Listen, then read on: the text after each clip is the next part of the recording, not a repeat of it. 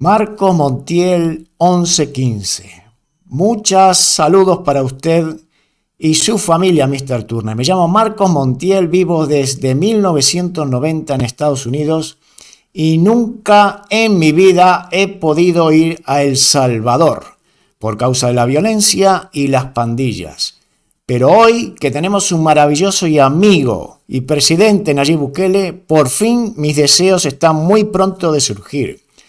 Muchas gracias, mi hermano uruguayo, por sus bellos comentarios de mi país y de mi presidente Nayib Bukele. Dios te bendiga siempre y espero que sigamos adelante en comunicación contigo. Chao. Muchas gracias, amigo. Y estoy muy orgulloso de presentarles a ustedes, mis queridos amigos, por primera vez hago un vivo con una persona, como dicen de ustedes, de a pie. Una persona que sabe lo que pasa en El Salvador. Es una persona muy inteligente que nos dirá qué es lo que sucede realmente en el pulgarcito de América. Yo ahora les voy a dar la entrada a este señor para que se presente. Vamos a hablar de todo un poco, no solo de política, vamos a tocar un poquito de fútbol, porque a él le gusta mucho el fútbol también como a mí, somos muy fanáticos. También, aparte de la vida de El Salvador, también Estados Unidos, España, de todo un poco. Así que le vamos a dar la bienvenida a don Mau Caballero. Muy buenas, ¿qué tal está? Hola, Mr. Turner, ¿qué tal? ¿Cómo estás tú allá por esa preciosa isla Balear de Mallorca, verdad? Espectacular isla, por cierto, que algún día tendré la oportunidad y bendición de conocer, pero muy contento de estar aquí compartiendo contigo en tu canal, en tu programa, con tus suscriptores, y como tú dijiste, vamos a hablar de lo que sea, de lo que preguntes, de lo que tú quieras. Estamos para poder responder de la mejor manera posible y aclarar alguna duda, si alguien tiene de tus suscriptores alguna duda en torno a lo que pasa en El Salvador, en torno a lo que pasa, qué piensan, cómo realmente son los procesos, y no creer tanto en estos medios tradicionales, entre comillas, que siempre están manipulando muchas veces la información con tal de concebir esos intereses de esos sus patrocinadores, como nosotros decimos, o los financistas. Así que somos todo abiertos para poder contestar cualquiera de las preguntas que ustedes deseen. Muy bien, muchísimas gracias, Mau. Mau Caballero, es el diminutivo de Mauricio, Mau. Correcto. El definitivo. Perfecto. Mau, la pregunta que quería hacerte antes de empezar es, tú eres también una persona que ha dejado El Salvador. Correcto.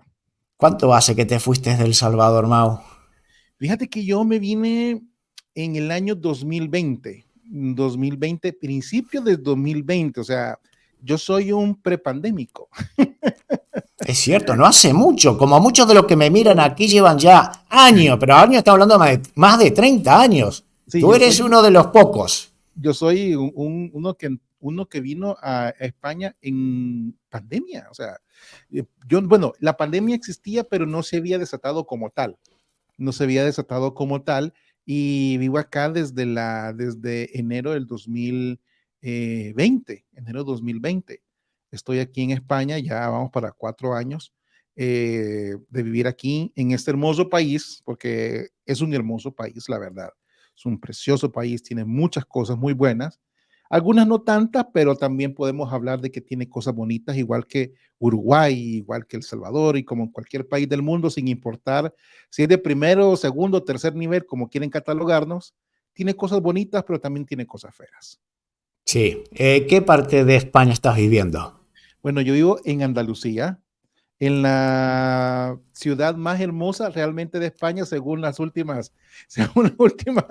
Yo pensé que era Mallorca. Como me pintaste también Mallorca, yo la número uno es Palma de Mallorca. No, es Andalucía. A ver qué ciudad es. Granada. Granada, claro. Nunca fui a Granada. Parece mentira, pero nunca fui a Granada. La preciosa Granada, de hecho, es tan espectacular de que tiene hasta su propia canción escrita por un mexicano que ni siquiera la conoció y la describió a la perfección. Ya cuando tú escuchas la canción y vives aquí, casi es que él la describió como que él hubiese vivido años en Granada, pero aquí estamos. Tengo que decirte algo, Mau. Me encanta tu acento y el acento que tienen los salvadoreños. Me encanta. No sé por qué tiene algo parecido con los mexicanos sin llegar a serlo, pero es muy lindo. Muy Sí, neutro la manera de hablar. sí, lo que pasa es que fíjate que a veces, y estando aquí en España, me di cuenta y estudiando un poco la historia, me di cuenta por qué nosotros en El Salvador eh, solemos hablar mucho con la J, igual que aquí en Andalucía, ¿verdad? De hecho, aquí en Granada se utiliza mucho el acento de la J. Y es porque cuando Cristóbal Colón fue a América, muchas de las matriarcas que iban eran andaluzas. Entonces, Ujú. ellas transmiten el castellano, ¿verdad? O el español, o lo que fuese, el andaluz, ¿cómo se llama? A la enseñanza de las nuevas generaciones. De hecho, cuando yo vine acá, por si no lo sabías, nosotros a un niño, a lo que es un chaval aquí en España, le dicen, en El Salvador le decimos cipote, ¿verdad? Le decimos cipote. ¿Ah? Pero aquí cipote, sabes que no es una palabra, no es una palabra cuando dicen, uy, cipote, ¿qué está diciendo? Cipote no Cipote, me la significa. guardo. Voy anotando palabritas para cuando vaya a El Salvador. Cipote, si me dicen cipote no es nada malo, ¿no? No, no es nada, mano. Si te dicen cipote es como que te digan qué chavalito, o sea, qué chaval. Ah, bueno, genial. Entonces ya está. Genial, me encanta. ¿Y Sí, por qué Granada? ¿por qué Granada? Fíjate que esa pregunta es bien interesante porque yo iba a vivir en Barcelona porque, como te digo, soy muy fanático del fútbol, muy fanático del fútbol y yo siempre desde muy pequeño, desde que en El Salvador se transmitía la Liga Española, yo era muy aficionado al Barcelona por un jugador en especial, que era el Chapulín. Cuando Chapulín jugó en el Barcelona, Romario, para los que no Ajá. sabían que era Chapulín, Romario, yo era fanático de Romario porque me parecía un tipo de delantero que me encantaba su forma de jugar. De hecho, cuando yo jugaba fútbol, casi similar, casi me quería parecer a Romario porque era muy determinante, era muy escurridizo, era muy definidor, me gustaba, era un killer, era un Suárez de ese tiempo. Romario, Bebeto, Rivaldo, toda esa época de Sí, esos jugadores brasileños, ¿no? sí, bueno, Rivaldo es mucho después. Romario, acuérdate que es la época de Pep Guardiola, de Johan Cruyff, de Koeman, o sea, de toda esa Tengo gente. un mal recuerdo de él, Sí, porque Chapulín. a nosotros los uruguayos nos ha vacunado ahí en Brasil. Yo no tengo un mal recuerdo de Romario, por eso no me gusta tanto. No, yo a Romario lo conocí en Barcelona, no lo conocí Ah, en mirá. Brasil. Solo sé que el Romario del 94 que hizo campeona con Bebeto y esa delantera eh, de brasileños genial, una generación, una camada espectacular de jugadores. Me recuerdo de ese Romario del 94 también, de la selección brasileña. De ahí no más. De ahí Romario se retira, viene otra camada de brasileños al Barcelona, viene una época de crisis en el Barcelona también, viene la era Ronaldinho y después Messi, ya contamos historia moderna y he sido fanático del Barcelona desde ese entonces, desde los 90.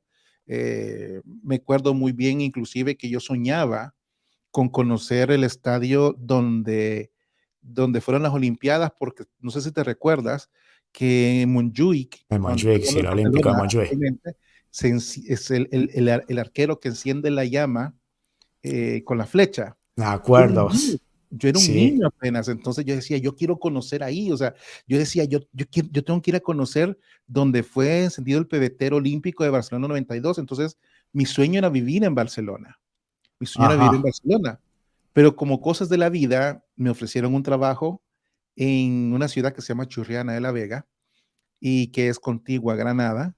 Y entre Te vivir hiciste allá de Granada, cambiaste. y vivir.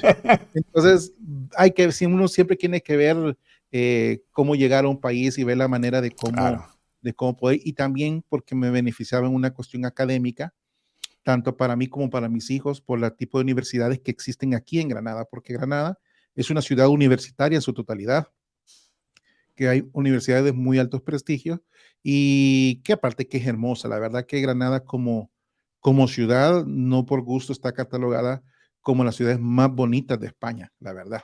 Es muy perfecto. bonita. Ujú. Déjame saludar a la gente que está viéndonos de todas partes del mundo, el loco de los precios, Allen Peña, José Mengíbar, si lo pronuncio bien, Susana Castelucho, Walter Chévez, Yesenia Alejo, Jacqueline Castillo, Peter Fuentes, Fred, Ceci Ortiz, Jorge Martínez, Aleph Tarot, Alejandro Bonilla, Ana Silvia de Vidal, René Soun, Irma Bonilla. Ahí están todos los que están presentes, ya somos 76 en el vivo, son bastantes para mí 76. No es el primero que, bueno, es el primero que hago con una persona desde lejos porque había hecho un vivo con una persona sentada al lado mío, con Miguel, después hice uno solo y ahora es la primera vez que hago con una persona salvadoreña, que era lo que me interesaba, hablar con gente del Salvador que me cuente la realidad de su país. Como para un salvadoreño, tú me comentabas detrás de bambalinas que no es España el primer país al que te fuiste a otro país anteriormente, ¿no? Emigraste a otro país. Sí, por cuestiones laborales y porque también mi familia radica en los Estados Unidos, yo vivía cierto tiempo dentro de los Estados Unidos, o sea, conozco muy bien las áreas donde están ejerciendo nuestros hermanos, nuestra diáspora, como decimos, los salvadoreños, los mexicanos, que son en su gran mayoría los centroamericanos dentro de los Estados Unidos. Y me ha tocado estar también viviendo allá por diferentes circunstancias también y viviendo en nuestro país, El Salvador, también. De hecho, ya mi familia, ya nadie vive en El Salvador. Hoy todos nosotros vivimos fuera del Salvador por diferentes circunstancias, ¿verdad? Diferentes razones. Mi papá, que fue el primero en emigrar, él fue el primero en salir. Después fueron mis hermanos y por último fui yo. Así que hemos salido del país. Mi papá, obviamente, por razones que, que vamos a hablar más adelante, que era sobre este proceso de que hay un El Salvador que la gente no se imagina cómo era El Salvador. O sea, hay mucha gente que habla de las pandillas, habla de las maras, habla de la 18, de la 13, pero mucha gente no sabe que este tipo de personas te ponían una pistola en la cabeza y siempre andaban armados para quitarte tu teléfono móvil, tu reloj, tus salarios. O sea, en El Salvador era tanta la psicosis social que vivíamos que tú no podías ir ni siquiera a un cajero automático para sacar dinero, porque siempre tenías que andar viendo para todos lados quién te estaba viendo o si te estaban persiguiendo. Mucha gente lo que hacía es que iba a los centros comerciales, sacaba dinero y se iba a dar una vuelta y trataba hasta la manera de despistar. O sea, los salvadoreños nos volvimos de alguna manera u de otra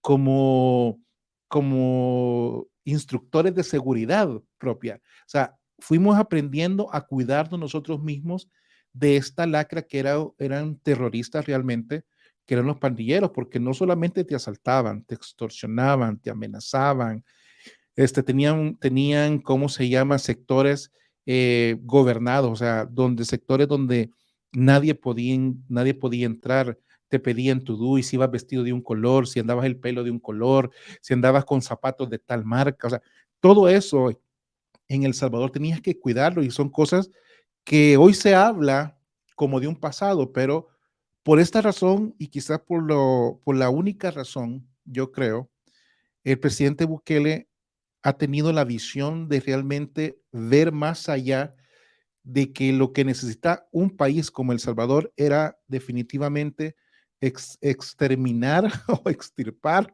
o acabar con esta lacra, porque no tengo otras palabras para poder describir a este tipo de terroristas que lo que hacían eran cosas atroces que podemos hablar de ellas si quieren a las personas que de repente no se imaginan. O sea, una cosa es verlo en las noticias que te mostraban, sí, hubieron 24 muertos al día, 25 muertos diarios. Pero una cosa es verlo, otra cosa es caminar en las calles y ver la policía, ver los carros de las funerarias haciendo fila para negociar el féretro con la gente dolida, porque era tanta la gente que moría que el negocio de las funerarias era un negocio redondo, era un negocio redondo. O sea, estamos hablando de este país, estamos hablando de un país que es tan pequeño que de todo nos dábamos cuenta. Entonces, eh, el gran éxito del presidente Bukele es exterminar este tipo de personas que no eran más de 70,000 o 75,000 según los datos, y tenían sometido a 7 millones de salvadoreños. O sea, no es... ¿Por qué crees, Mau? Porque yo veo que ningún presidente de ningún país, ninguno, sí tocan el tema de Bukele, hablan, pero ninguno llega a la conclusión de que lo que están haciendo está bien y siempre ponen una pega de que los derechos humanos, de que agarran a todos juntos y puede caer dentro de esos juntos siempre uno que no tiene nada que ver y que van digamos, a juicio en masa, en grupo, en lugar de ir individualmente. Y eso a los de afuera, como decías tú, que lo ve sentado tranquilamente como estoy yo, veo, murió 24 personas, bueno, vale, bien, porque estoy acá, a mí no me duele. Tú que estás ahí, lo viviste, sales a la calle y ves esas personas que están ahí o que era un amigo tuyo, un conocido, lo vives en carne propia y no puedes soportar de que alguien de afuera venga a decirte que lo que está haciendo está mal. Yo eso de verdad no lo entiendo. Entonces, ¿por qué crees tú que la gente, la ONU, las ONGs critican a Nayib Bukele? Bueno, primero, es bien fácil criticar cuando tú vives en un penthouse en Nueva York, ¿verdad? Es bien fácil criticar cuando en tu edificio donde tú vives tienes que pasar por un seguridad, ¿verdad? Es bien fácil criticar cuando tú tienes un salario asegurado, no de 5 pesos, como decimos nosotros, sino de altos salarios, altos cargos. Es muy fácil criticar cuando no eres tú quien se sube a un autobús o cuando no eres tú que va a trabajar día con día a las 5 de la mañana, cuando no es alguien cercano a ti que es asesinado, que fue extorsionado, que tuvo que dejar su país porque fue amenazado por las pandillas. Es bien fácil criticar desde afuera cuando no se vive una realidad. Aparte, considero una manera tan hipócrita las críticas que hacen este tipo de organizaciones, porque al fin y al cabo a las personas que defienden son a los terroristas. ¿Y qué pasa con la gente, como tú dijiste, de a pie? ¿Qué pasa con aquel salvadoreño que se levanta a las 4 de la mañana, así como en los Estados Unidos? ¿Qué pasa con aquella persona que se levanta a trabajar a las 4 o 5 de la mañana para llevar el sustento y ganarse el pan honradamente y llevar una vida digna, pagar sus impuestos, ser un ciudadano de bien? Muchas veces pareciera ser que las leyes defienden más a aquellos que cometen delitos que a aquellos que se portan bien. Entonces, viene el presidente Bukele y es bien claro. Defendamos a la gente honrada y capturemos a los que realmente hacen las cosas mal. Y yo creo que este es un principio que en todos los países se aplica. Si tú vas a Estados Unidos y te portas mal, pues la policía no te anda preguntando, tu, te pega tu Sí, de electroshock, ¿verdad? Te tira no, no y te andan va a la vueltas. cárcel. Y ahí los derechos humanos dicen no existen, no existen. Y a pesar de que hemos visto una cantidad de videos en las cuales capturan a personas de manera salvaje, aunque algunos sí delinquen la ley, es que aquí parece que estamos romantizando inclusive hasta los delincuentes, ¿verdad? Aquí los romantizamos, ay, que no conocemos su historia. Pues miren, el que mata a una persona es un asesino, ¿verdad? El que mata a una persona es un asesino y ese es el nombre que tiene que recibir. Quien roba es un ladrón, quien también roba de cuello blanco es un corrupto. Entonces, esta situación, el presidente Bukele vino y dijo, pues hay que acabarla e hizo lo que tenía que hacer cualquier persona decente. Y el problema es que él en una declaración lo dijo muy claro. Aquellos presidentes que no ejercen el poder del Estado, porque nadie me va a dejar mentir, el Estado siempre va a ser más fuerte que cualquier grupo terrorista en el mundo. El Estado siempre va a tener recursos ilimitados para poder combatir a los terroristas. Pero él lo dijo muy claro.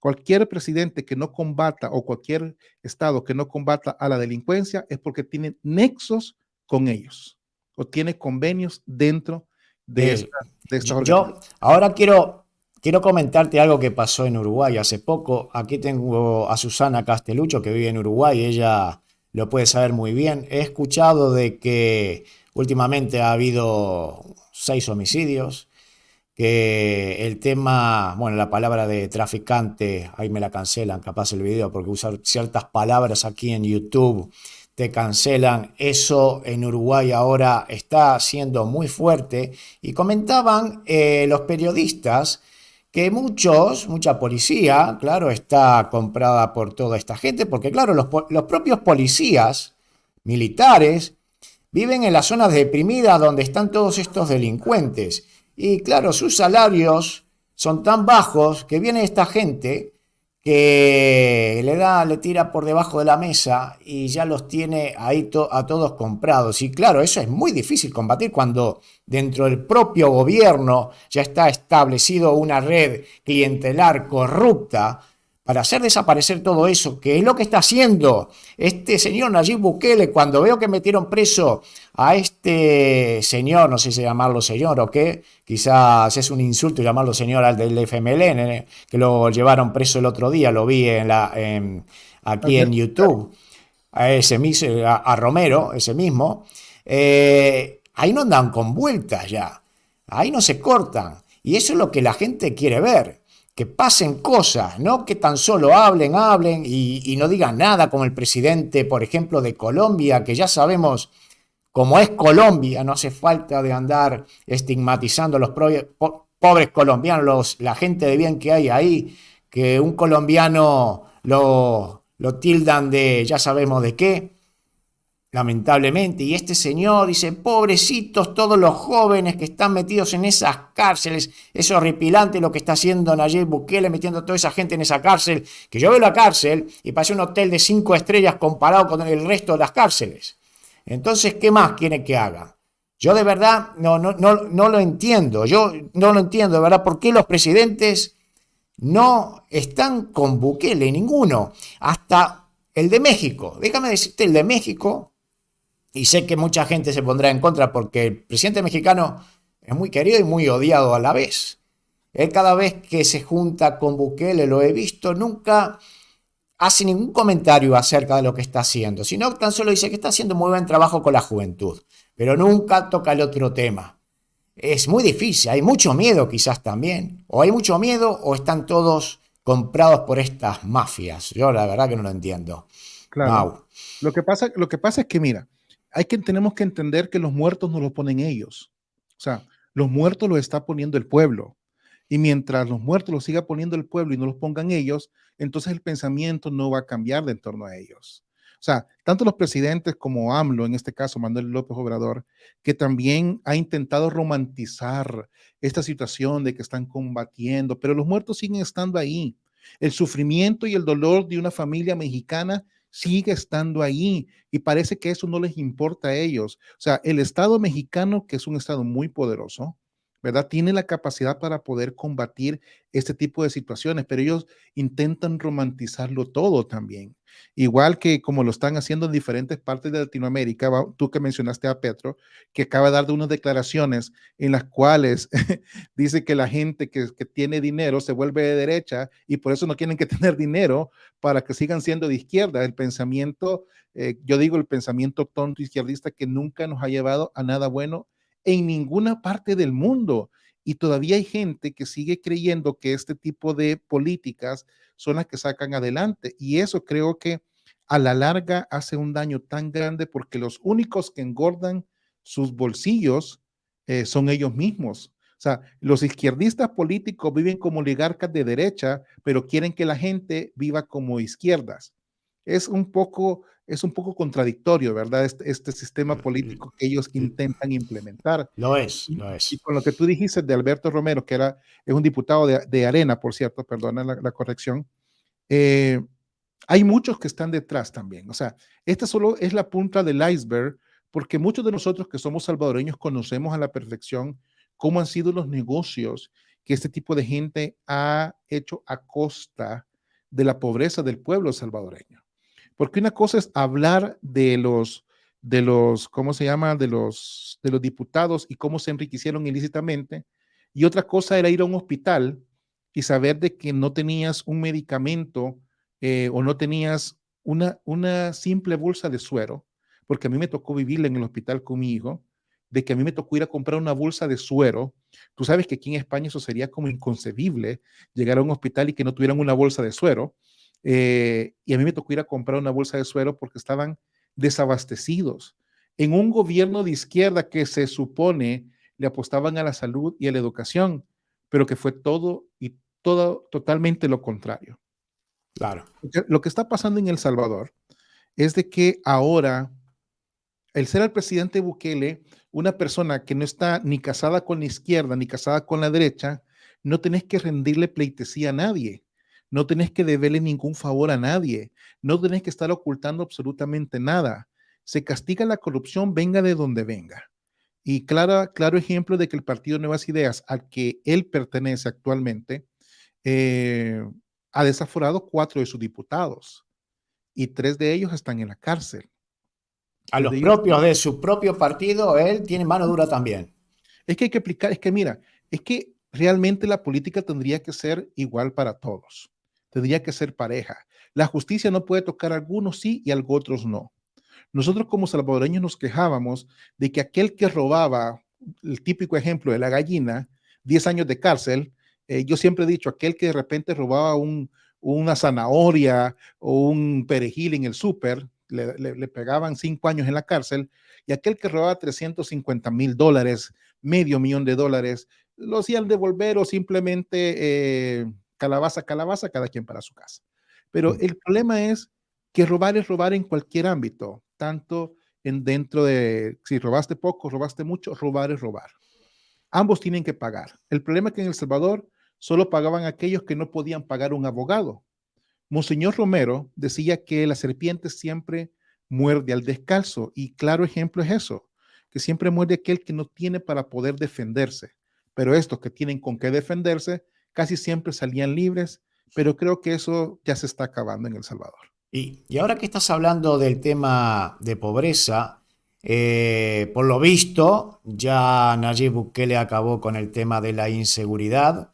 Ahora bien, hablando un poquito de economía del país, de El Salvador, ¿cuánto es un salario mínimo o no existe salario mínimo, un salario promedio de cualquier persona trabajadora, por ejemplo, en un supermercado? No nos vayamos a un abogado que gane miles, sino a alguien normal.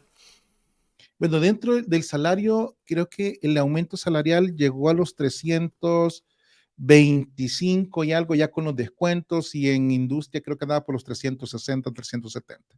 No estoy seguro de ese dato, pero más o menos me aproximo. Lo que pasa es que aquí vamos a hablar de cómo es la vida también en El Salvador.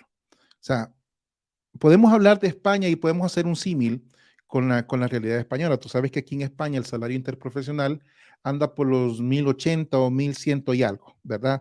El salario interprofesional. Claro, la diferencia es de que aquí tu renta de 300, 400, 500, 600 euros, ¿verdad? No Tú sabes, más. o más, dependiendo de dónde Donde vivas. vayas, claro. Correcto, dependiendo de dónde vayas. Entonces, lo demás te tiene que servir para pagar servicios, internet, agua, luz, tu comida y todo lo demás. Pues en El Salvador es muy similar, dependiendo de dónde vivas. Las rentas pueden ser de 50, 60, $70 o 1,000, 2,000, $3,000, dependiendo dónde te vivas también. El problema de El Salvador es que también, al ser la conversión de un país que no era dolarizado, teníamos nuestra propia moneda. Todo fue inflando desde el año 2001. Desde el año 2001 la inflación en El Salvador ha venido creciendo y creciendo y creciendo. Ahora, con esta crisis mundial, ¿verdad? La verdad es que ha afectado a los bolsillos tanto a los salvadoreños como a los españoles, ¿verdad? No, aquí no vamos a hablar de que solo ha afectado el bolsillo de los salvadoreños, también de los guatemaltecos, de los mexicanos, A de los todos. estadounidenses, de los uruguayos, me imagino. Pero el problema es que, como el presidente Bukele siempre tiene la culpa de todo, ¿verdad? Siempre hay que echarle la culpa a él, Sí, como él hubiese provocado lo que está sucediendo de aquel lado del mundo, ¿verdad? Que nosotros estamos más cerca que ellos, y no pero es que nosotros así. inclusive pagamos impuestos por esa situación que está pasando, y que no es culpa nuestra. Y la inflación viene, y tú que vives aquí en España, no sé cómo es, bueno, no sé cómo estará por ese lado, porque sé que en las islas se pagan menos impuestos, pero Ahora te cuento. el costo de la Sí, energía está altísimo. El aceite de oliva, después de valer un 1, robo. 2, 3 euros, hoy vale 10. O sea, para que se hagan una Sí. idea, también la gente, hay una inflación también, no solo en El Salvador, sino que también en En España, todo el mundo, en todo el mundo. Yo te cuento aquí, Mau, el tema, bueno, la gasolina está a 1,80 El litro, el litro, 1,80. En las 4 litros, Canarias, ¿y qué 4 pasa? litros de un galón. ¿Y cuánto cuesta en El Salvador? Ahorita creo que estaba en 4.70, 4.70. Sí, Bueno, uno y poco, nada más, 1,10 será, ¿no? No, sigue siendo más barato por aquellos lares. El tema es que, bueno, las Canarias creo que están exentos de IVA, cosa que en Mallorca no. O sea, hay que pagar el IVA como en todos lados. Y aparte tiene un sobrecoste, que es que obviamente traer toda la mercancía de la península tiene un coste de barco, traer en camiones. eh, Puede que salga un 5% más caro todo que en la península. Y no solo es eso, sino que la vivienda. Entonces yo hacía un símil de Mallorca con El Salvador, que es un país pequeño en comparación a lo que es Hispanoamérica, no con Europa. El tema es que aquí en Mallorca, como no hay mucho por donde construir, hay mucha demanda de venir aquí a trabajar por el tema de la temporada, hay muchísimo trabajo. Son 6, 7, 8 meses como mucho, hay muchísimo trabajo. El tema es que, claro, el que viene de afuera a trabajar no va a pagar lo que cobra por esos 8 meses. Aparte, no solo lo que te van a pedir, sino también el propietario tiene que cubrirse de cierta manera, porque las leyes no los amparan en nada por el tema de los ocupas, porque tú te puedes quedar ahí, no pagas nada y ¿qué pasa? No te sacan como en otros países, como en Estados Unidos, que te sacan al toque. Aquí no. Entonces se ha convertido esto para sobre todo la juventud, creo yo que la va a tener muy difícil si sus padres no tienen una salida económica, no tienen ya su casa, no tienen una estabilidad económica que le pueda ayudar a su hijo para salir adelante, porque solos, para empezar una vida aquí es muy difícil. Quizás en otras partes de España, quitando Barcelona, Madrid, que es donde está la oferta laboral, nadie se va a vivir a un pueblo porque seguramente ahí no encontrará trabajo. Será más barato, pero no encontrarás trabajo. Por eso es más barato. Entonces cada vez se está poniendo la vida más difícil. Y yo creo que en El Salvador lo que va a pasar es que a mí me gusta estudiar estas cosas, ¿no? Hay mucho inmigrante salvadoreño que vive en Estados Unidos. correcto. Entonces seguramente habrá venido invirtiendo, ahora desde hace 4 años, metiendo dinero, comprando terrenito, comprando casas, para cuando se jubile, pueda aunque sea o ir a vivir o ir a pasar unas vacaciones. Y claro, va a haber la demanda, va a ser bestial, los precios se van a ir para arriba. ¿Y qué va a pasar con el que vive ahí? Que como dice, que gane 350 euros nunca va a poder comprar nada. Lo va a tener difícil. Y lo mismo, y más o menos pasa lo mismo acá. A otros niveles, pero pasa lo mismo. Cobras más, pero gastas muchísimo más. Ahora, yo quería preguntarte, Mau, ahora esta situación que está viendo El Salvador, si tú estás viendo en Granada, te gusta Granada, por lo que veo, ¿tú te plantearías volverte a El Salvador con tu familia? Pues fíjate que yo sí pretendo volver a El Salvador después de que pase todo este proceso de que mis hijos se gradúen y toda la cuestión académica. Eh, yo creo que El Salvador es un país precioso en muchos sentidos. Somos un país pequeño, un clima bastante bueno todo el año, todo lo tenemos cerca, somos el centro de las Américas. eh, Somos un país realmente que la gente le encanta trabajar.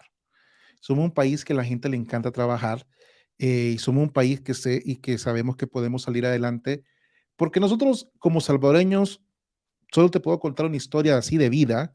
Yo nací en los ochentas, ¿verdad?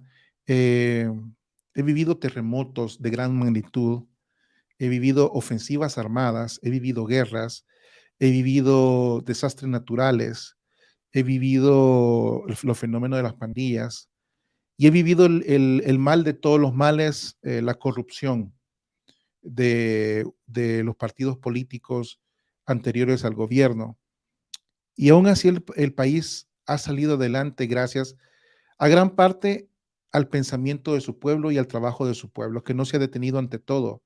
Porque o tú que mencionaste hoy esta cuestión de los ocupas, o sea, cuando yo se lo cuento a mis amigos de El Salvador, de Estados Unidos, a los salvadoreños, para ellos es inconcebible esta cuestión de los ocupas, es que es inconcebible, eso es como que ¿me estás hablando en serio o realmente me estás tomando el pelo? Sí, O es una locura. Para mí es una locura y sigue siendo una locura el no respeto a la propiedad privada y el no respeto al trabajo de una persona que quizás lo hizo con mucho sacrificio y esfuerzo de tener su casa y que venga un cristiano, bueno, no un cristiano, no va, que venga una persona y simplemente porque él quería vivir ahí, se quedó y tú no lo puedas sacar de ahí.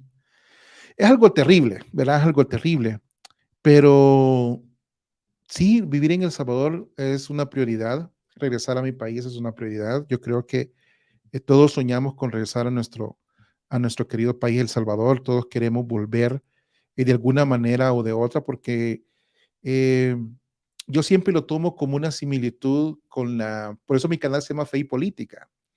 Lo tomo una similitud como cuando en el Génesis Adán y Eva fueron expulsados del paraíso terrenal, ¿verdad? El paraíso para mí sigue siendo El Salvador porque es donde yo fui feliz.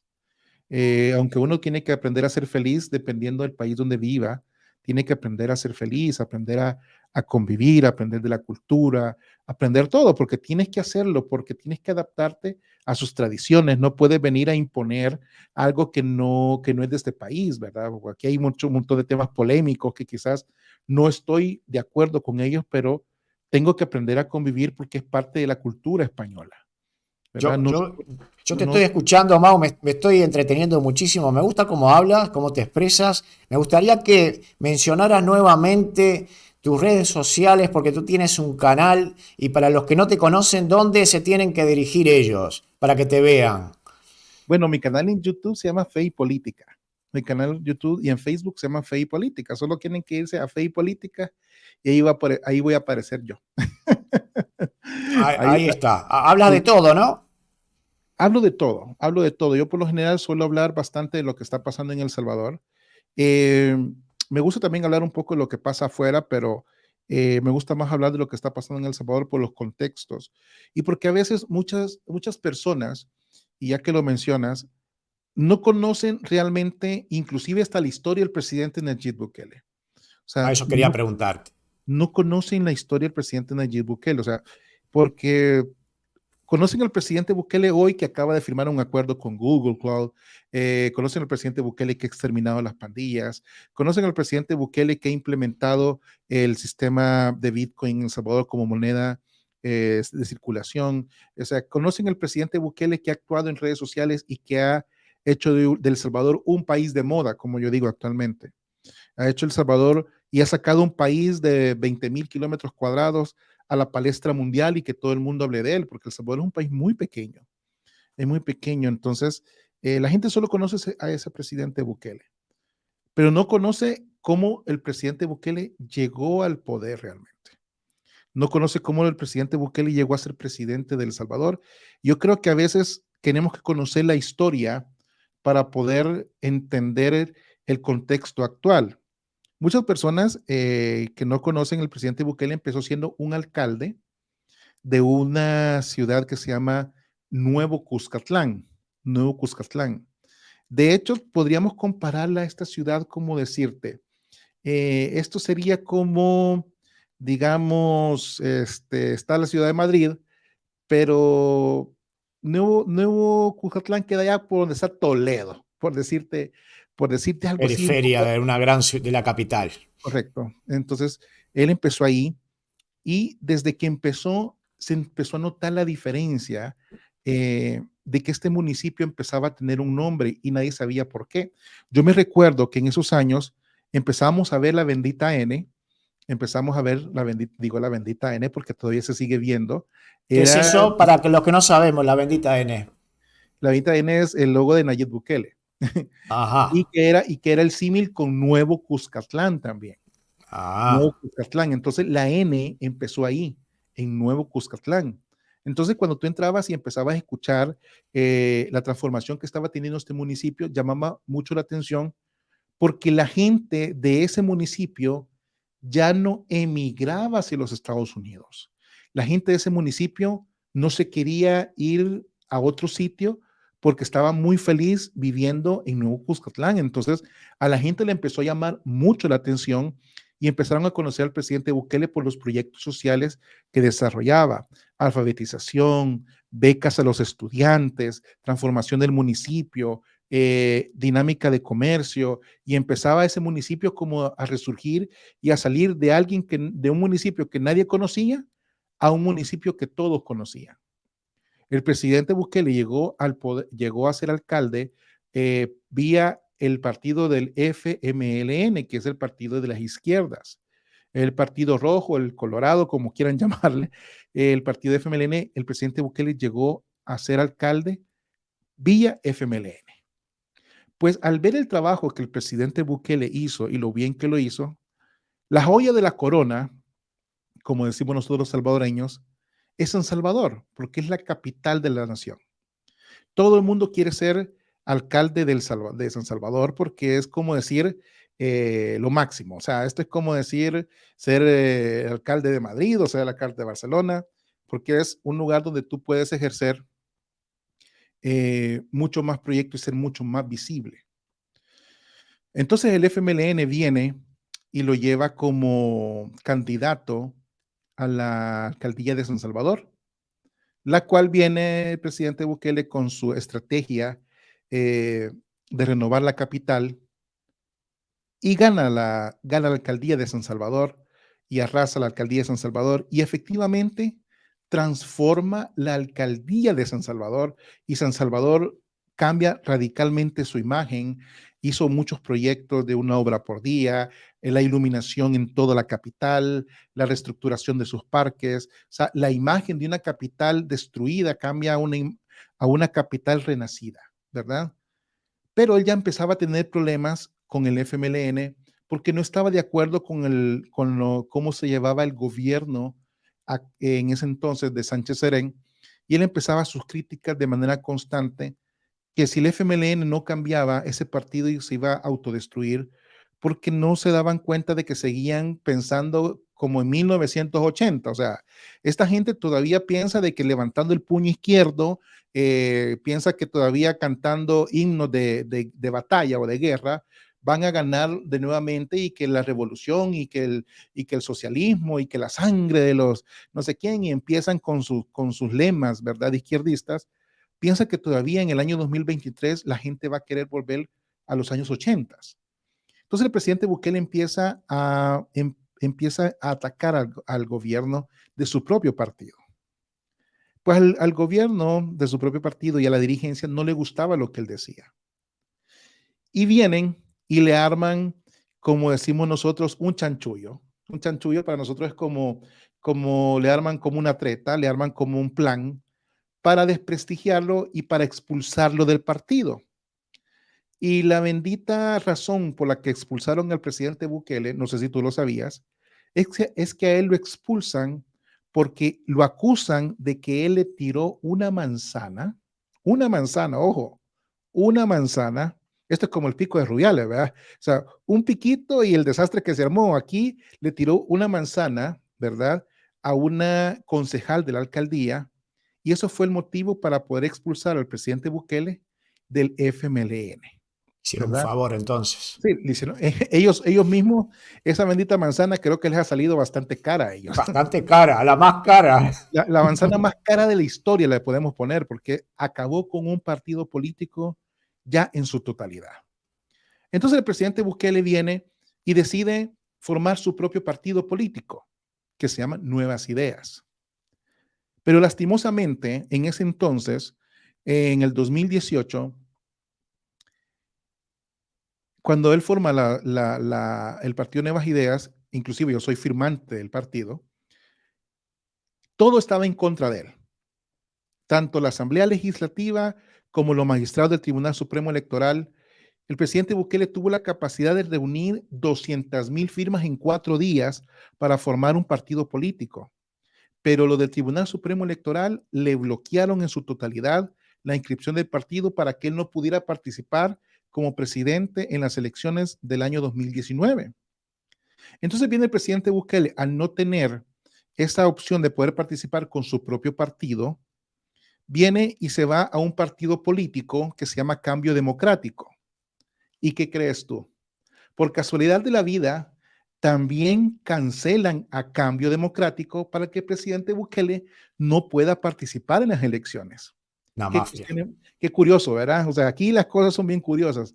No pudieron inscribir, aunque tuvieran las firmas, pero también cancelaron al otro partido con el que el presidente Bukele también podría correr. Qué casualidad de la vida. Entonces, 5 minutos antes de que las elecciones, de cerrar el periodo de inscripción presidencial, el presidente Bukele se afilia al partido Gana,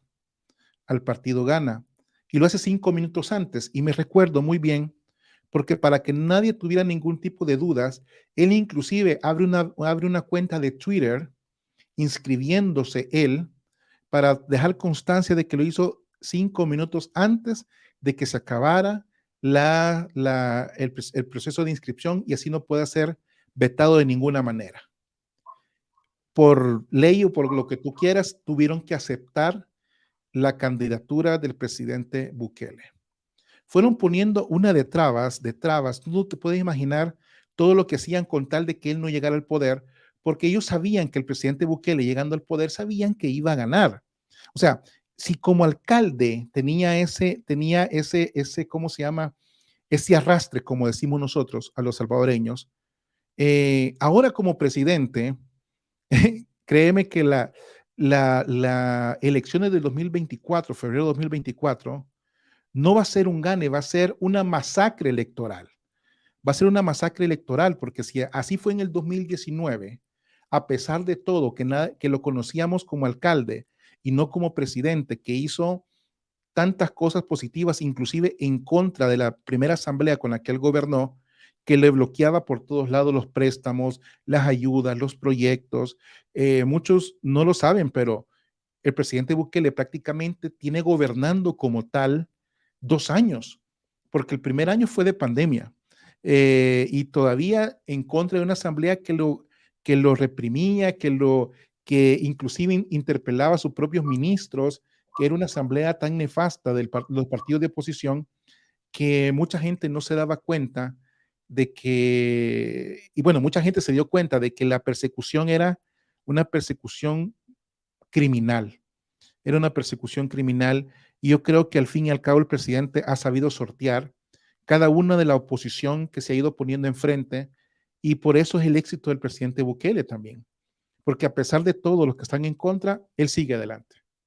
Levanto la mano Sí. porque Mau, yo no sé ustedes si la están pasando bien, porque yo estoy escuchando como si fuera un alumno al profesor por su manera de expresarse, de hablar, me ha envuelto en esa manera, me encanta cómo te expresas y se nota que sabes lo que estás hablando, pero antes de seguir me gustaría nombrar a las personas otra vez que nos están viendo, que gracias a ustedes. Usuarios también. A los usuarios, sí, que casi 300. Sí, son muchos. Muchísimas gracias, de verdad. Vamos a mencionar a Susana Castelucho, Aleph Tarot, Lucio Escobar, Yasmín del Carmen Bermúdez, Andrés Martínez, Ricky Colucho, Andrés Martínez de vuelta, Vilma, ay que se entró aquí gente, Vilma Echevarri, Mario, Gracia, Víctor Molina, Jacqueline Castillo, yo creo que ya la había saludado, Zoila Portillo, Elmer Gutiérrez, nos ven, Helmut Serna, de todos lados nos ven, Jorge Martínez también, de verdad. Ahora yo voy a hacerte una pregunta, como hacen todos estos periodistas. Por eso a Nayib Bukele no les gusta, por lo visto, atender a los periodistas, pero vamos a hacer una pregunta que todos estos periodistas les gustarían hacer. Ahora en febrero son las votaciones, ¿no? Me habías comentado. 4 de febrero. Dicen que lo que está haciendo es ilegal, que no se debe postular nuevamente para presidente. Y yo digo, si hay algo que yo tengo seguro, que si hay un presidente que está haciendo las cosas tan bien y si es ilegal o no es ilegal, si hay alguna manera de cambiar las cosas para poder continuar una persona que está haciendo las cosas bien, ¿por qué no se hace? Y el hombre puede postularse de nuevo y seguir en el gobierno y poder seguir con lo bueno que hace. Tendrá seguramente muchos muchas metas que lograr y lo va haciendo, si todo el mundo lo quiere. ¿Cuál es el problema de que siga? ¿Cuál es? Sí, no, es que el problema que siga es que le tiene que dar continuidad a un proyecto que sabe que va a perseguir a mucha gente. O sea, es que lo que pasa es que aquí hay muchos que tienen colas pateadas. En El Salvador hay muchos que tienen colas pateadas y tienen historial de corrupción bastante serios y les atemoriza el modelo Bukele, no solamente los que viven en El Salvador o los corruptos, sino que Nayib Bukele es como el influencer de los presidentes. Entonces, muchos de ellos tienen miedo de que siga porque lo comparan siempre con lo que hace el presidente Bukele. Por eso es que muchos, tanto en Perú como en Colombia, como en Argentina, como en Guatemala, Honduras, hablan del modelo Bukele, eh, porque lo quieren comparar y quieren vivir esa situación en sus propios países y no se dan cuenta que la gente está gritando y que el pueblo está gritando de que quieren justicia para ellos y creo que no se dan cuenta de que el mismo pueblo tiene el arma que es el voto para poder elegir a los futuros gobernantes. El problema es que esta gente todos se aparan en los benditos derechos humanos, que yo les digo que son unos desechos humanos, ¿verdad? Porque los derechos tendrían que ser humanos para todos, no simplemente para algunos, y lo peor es que siempre se manifiestan con aquellos que delinquen, con aquellos que cometen delitos. Qué pasa con todo lo que está pasando, por ejemplo, en Colombia? Todo lo que está pasando ahora en Ecuador, que me parece, y desde aquí se los mando de corazón a mis hermanos ecuatorianos, yo no deseo en nada lo que están pasando, porque yo como salvadoreño he vivido una época así. Yo sé que vivir pensando que no vas a llegar vivo a tu casa, o sea, yo sé que se siente salir de tu casa y no saber si vas a volver a ver a tus hijos, a tu familia, o que de repente alguien pueda venir y porque se le antojó la gana de sacar un arma y dispararte, porque tiene la plena libertad y tiene la plena confianza de que va a salir libres. En El Salvador, muchos critican, por ejemplo, que los jueces y dicen que por qué no dan los nombres de los jueces. Dicen que por qué los jueces están detrás de una pantalla haciendo juicios a los pandilleros. Y yo les puedo decir que los jueces están haciendo esta situación porque en esos años, ¿verdad? Y lo voy a hablar con propiedad y con conocimiento de causa. Yo conocí a un juez de que estaba condenando a un pandillero, una cabecilla de una de las clicas. Él en ese entonces, porque me lo contó personalmente, él tuvo que dejar libre a este pandillero sabiendo que él era culpable. Pero ¿por qué razón lo hizo? Porque él recibió una llamada telefónica y un mensaje diciéndole que qué bonita estaba su hija, ¿verdad? Que la estaban viendo ahorita saliendo del colegio, que estaba vestida de tal manera y le tomaron la fotografía, ¿verdad? Y que ya sabía lo que él tenía que hacer para que su hija pudiera seguir conservando la vida. Entonces, este tipo de situaciones las vivíamos todos los días. Decíamos, ay, que los jueces corruptos. Sí, pero los jueces corruptos también, que sí los hay, pero Son también habían personas. buenos jueces de que eran sentenciados y amenazados para que no siguieran hablando en torno a lo que estos pandilleros hacían con la vida de la gente. O sea, es muy fácil que los presidentes hablen de derechos humanos, ¿verdad? Porque ahora el presidente Bukele les ha demostrado de que valen más los derechos de las personas que trabajan. Y a eso le tienen miedo realmente los presidentes. A eso le tienen miedo la comunidad internacional. De hecho, hablan de la propagación del modelo Bukele que simplemente se ha expandido por todos lados. O sea, en Perú hablan del modelo Bukele, de que lo quieren implementar. Hablan del modelo Bukele en Ecuador, hablan del modelo Bukele en Guatemala, en Honduras, inclusive los mismos congresistas estadounidenses ahora dicen que el modelo Bukele, gracias a ellos, porque ellos implementaron y no sé qué otras cosas más. Pero la verdad es que el modelo Bukele ha sido tan famoso por el simple hecho que ha hecho lo que tiene que hacer cualquier presidente de cualquier país del mundo. Aplicar la justicia tal y como tal. Mire, si usted se porta mal, pues lo siento, caballero, lo siento, señorita, pero usted va para adentro, ¿verdad? O sea, si usted mata a una persona, usted es un asesino, usted tiene que pagar con la cárcel. En cualquier país del mundo es así. Tú sabes que si tú delinques aquí en España, pues la policía te va a meter a la cárcel. Yo no sé cuál es el problema o qué tienen esta gente en contra de que el presidente realmente meta a la cárcel a aquellos que son realmente terroristas. Obviamente, y lo tengo que decir así, también ha habido gente que no tiene nada que ver, pero por andar entre la miel algo se le pegó. O sea, eso también tenemos que decirlo como tal. Hay muchos que han ido a la cárcel, que han sido inocentes, pero que yo he conocido de personas que han ido a la cárcel porque de repente andaban dentro de los ámbitos de la pandilla, quizás no eran pandilleros, pero sí eran amigos de pandilleros, ¿verdad? También he conocido casos de personas que no eran pandilleros, pero que de repente sí llevaban mensajes de un lugar a otro. Eh, Correcto. a veces también sé que hay gente que no tiene nada que ver, porque también el mismo presidente Bukele lo ha admitido, que no ha sido un plan perfecto, pero que el porcentaje como tal lo manejan los organismos internacionales también es una mentira, no es un porcentaje tan alto. Y de hecho, la oposición salvadoreña anda buscando y apoya a los pandilleros, porque así lo hacen, porque quieren buscar la simpatía del voto de la gente que está en la cárcel, como son bastantes multiplicados por sus familias, ellos le andan apostando a conseguir el voto de los pandilleros o de la familia de los pandilleros para poder seguir dentro del poder. ¿A ti, Mau, no te da miedo un poco de que si el señor Bukele no existiera, ¿no?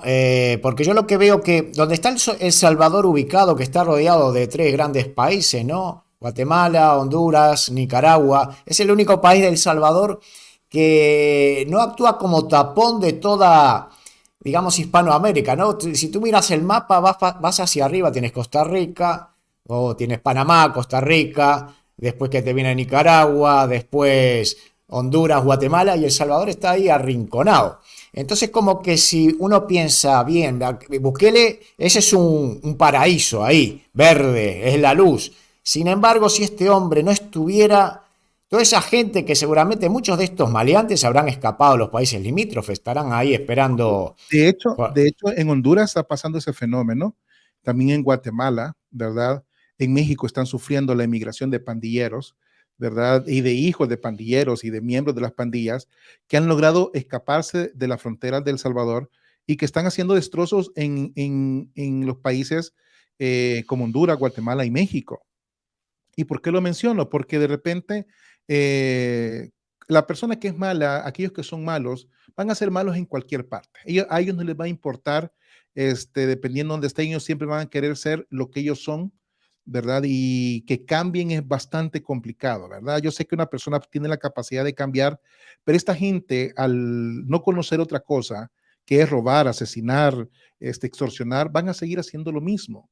De hecho, no sé si tú te percataste de que en El Salvador los familiares de los pandilleros estaban quejando que habían metido presos a las personas que le daban de comer a su familia. O sea, ellos vivían a base de lo que ellos extorsionaban a otras Imagínate. personas. O sea, las personas se quejaban de que ya no tenía quien les diera de comer porque habían metido presos a sus hijos pandilleros. De hecho, periodistas de El Salvador decían que las maras era un fenómeno social necesario para poder, para Y lo poder. piensan así, es que lo piensan, aunque uno no le entre en la cabeza porque eso no es normal, pero para ellos es así, es eso mismo, le dan de comer a muchos. Y si se lo quitas de golpe, ¿qué pasa con esa gente? ¿Qué va a pasar con esa madre que tiene el hijo? Porque muchas madres, padres utilizan a sus hijos para salir a vender, a robar, a delinquir, se quedan tranquilos en sus casas mientras ellos hacen el trabajo sucio, porque esto no es solo ser estigmatizar al pobre, porque hay pobres que nunca en su vida han tocado nada y lamentablemente no han tenido la suerte de salir de esos barrios deprimidos y salir de esos delincuentes, estar rodeados de esa delincuencia, y sin embargo han sido capaces muchos de salir adelante, tener la fe, tener la cabeza de no caer en la tentación, pero muchos que no tienen cabecita floja, porque hay muchos que no le da la cabeza y lamentablemente, como has dicho, eso siempre van a existir, no vas a poder lograr erradicarlos nunca, porque cada vez yo veo que en Hispanoamérica se multiplica más y más y más, y eso no va a parar nunca, cada vez hay más delincuencia en todos los países, no se va a parar. Yo, Mau, hemos cumplido la hora. Hemos llegado a 353, yo te prometí una hora porque no quiero robarte más de tu tiempo, porque sé que es muy valioso, porque tú haces siempre vivos a toda hora, ¿no? Me dices que a qué hora haces los vivos tú. Bueno, yo suelo hacer los videos, siempre sale uno a la 1 de la tarde, hora peninsular española, y a la 1 de la mañana también hora peninsular española. O sea, siempre saco 2 videos y los en vivos. A veces los hago cuando tengo ganas, no los hago Ajá, siempre. pues estás inspirado. Cuando estoy ahí, que tengo mi tiempito de trabajo también, tú sabes que aquí en España muchas personas que no conocen España, ¿verdad? Uno tiene que trabajar como en todos lados.